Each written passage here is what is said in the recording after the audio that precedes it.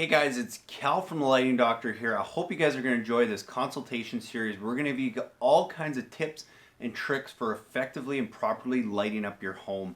This is a free consultation that we do for all our clients. So if you want to get your free consultation, just shoot me an email at cal@lightingdoctor.ca. Send me a few pictures and we'll give you a video presentation of what lights are going to work best with your property, or go and visit us at lightingdoctor.ca or go check out all our videos on YouTube. Hey, Chad. Yeah, thanks for the pictures on this one. This is a great landscape project, and yeah, I think you could do some really cool things with some lights.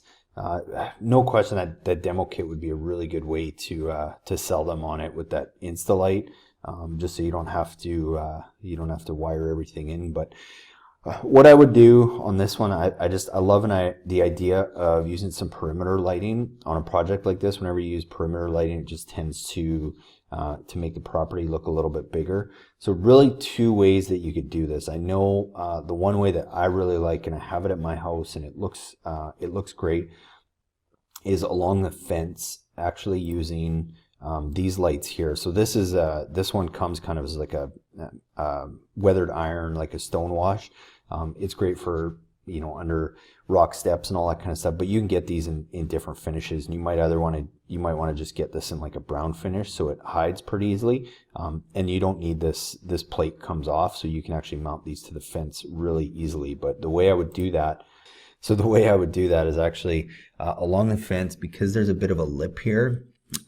Either way, whichever way is easier to mount it, but either under this top section or this section, I would mount those lights. And if it's a brown, they're going to hide. You're barely even going to see them because this is all bush and everything behind you. You could actually run all the wire behind the fence and just run it up the post on the back side wherever you need to, and around the back, and then just drill a small hole to get it through to that light. And you would never even see that wire, and you can still make all your connections to ground, and then just at every light run it up the fence post to that light. But I would do that on the fence here, and I wouldn't do it on every single panel, but maybe depending on how many lights you want to use, I would do at least every 2 or every 3 panels. I would have some of those lights, and that would look really cool. I love that look. It looks really good. It makes a property look bigger. It's a very subtle light.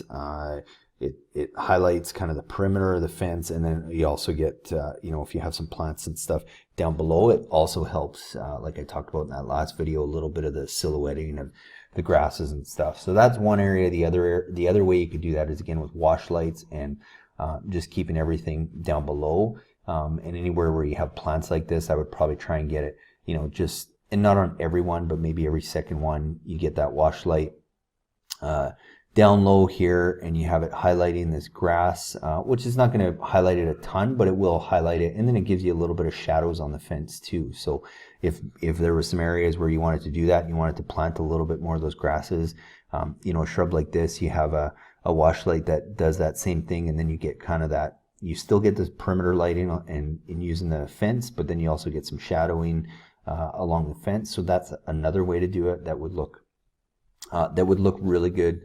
Also, it just depends how many plants and stuff you have. Personally, I like being able to light the fence from above and have it shining down, just because not that many people will actually do that properly, and it's a great way to really make the property stand out. And then what I would do, I would definitely light this barbecue area. Now, ideally, that light that I just suggested would be the perfect spot for this, but the other way I would do this is, if you could use those, but I don't know if you're going to be able to do any of that, because this is probably all pretty permanent, but hiding those 1-2 lights under the ledge here and have that shining down would look great. But if you can't do that, then I would use that same wash light concept, and the key is just equal spacing. So because you have some concrete here, you might want to put one of those wash lights here that kind of highlights this, and then another one like over here that kind of highlights this. And you want to have those probably as close to the edge as possible and shining more on the wall, so you're not shining it directly in somebody's face who's up here. And the reason I like those wash lights for, like I mentioned in the last video, is just it's a lot softer light, so you don't create this big hot spot. And I would do that on both sides. I think there was another picture, yeah, along this side. I think this is still that same area. You know, wash light here and here that just cascades light across these shrubs, creates some shadows on the wall here, and it lights that whole base of that barbecue area.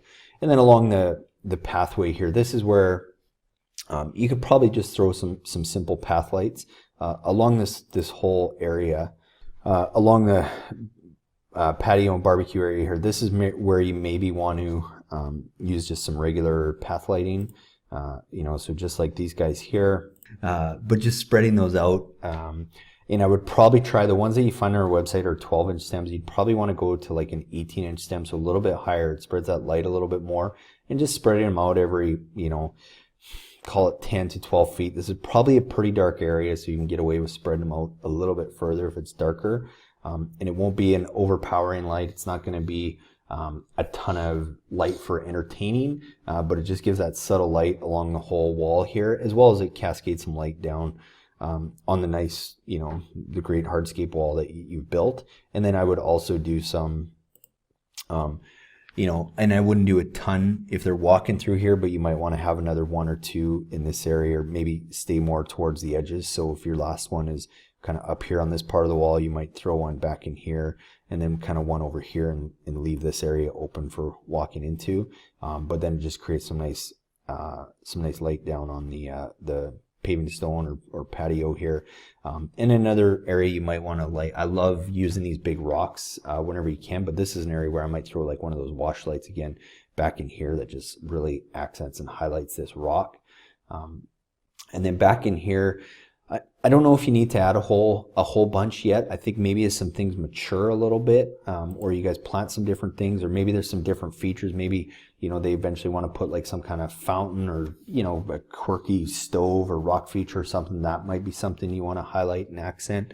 I probably wouldn't do a whole lot in this area yet, but just make sure that when you're doing the project, you leave room to possibly add more lights down the road for whatever you guys might consider. So hopefully that gives you some ideas. If you have some more pictures and stuff, by all means send them to me. I did mention this area. You might also want to consider some path lights along here, but if you're doing the fence lights up here, then just keep that in mind, that you can probably stagger them. So say you had a fence light here, well, that's going to light a lot of this area here, so you may only need, you know, a path light somewhere over here, or maybe just one in here, maybe one in here. You're probably not going to need a whole lot of path lights to light this if you're lighting from above here, wherever this fence is, because that's going to give you a decent amount of light. You may just need one path light kind of in the middle here that lights this whole section, and maybe one over here if you have some drops and some stairs, just to make sure that nobody trips over them. But you probably won't need a whole ton if you're doing that concept of lighting from above, or even if you're lighting from below. You're still going to get a lot of residual light in this area, again, because it's probably a pretty dark area. For the driveway, that's a long driveway. One thing I do like doing is using either you can either use a downlight or an uplight. If there's lots of tree cover, lots of canopy cover, I'll usually use these just for cost's sake. They still do an excellent job of keeping the water out when you basically turn them upside down and have them pointing down like a downlight. And I would actually mount those up in the trees, you know, a good 20 to 25 feet up there, and use that tree mount stake that I talked about in the last video, like this, that you can screw it into the tree, screw your light in there, and then I would have those shining directly down, just like in this picture here. And if you can get them up above a couple branches, it's really cool, because it creates kind of that moonlighting effect where the light shining through the branches, and you get some shadowing of the branches on the ground below you. That's a really cool way of lighting that. A lot of times too, what I'll do is I'll still use this tree stake, but I will just light it at the base of the tree and have it shining directly up that tree. So it, you know, and you kind of stagger them, so it just lights that. It lights those trees coming down the pathway the whole way as they drive down, but then you're not having to climb up the trees and mount them up there. So hopefully that gives you some ideas. Again, if you have any other questions, just let me know, and I'm happy to help. Hey guys, I really hope you enjoyed that video presentation with some great tips and tools on how to go and properly and effectively light up your landscape. And be sure, if you want your own free consultation video just like that one, send me an email at cal@lightingdoctor.ca with a few pictures of your property, and we'll get back to you with some really cool ideas and ways to go and effectively light your property. And be sure to watch the videos after this one for more tips on how to install landscape lighting, as well as how to light up your landscape the best way possible.